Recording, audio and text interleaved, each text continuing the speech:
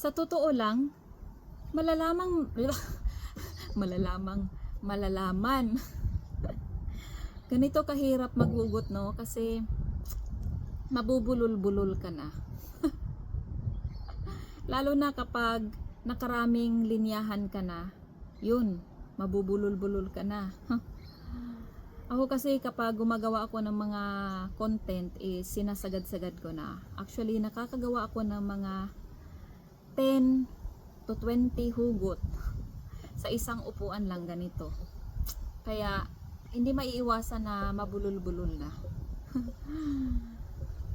So, maraming salamat sa inyo, no, na nakaka-appreciate ng mga ginagawa kong mga content.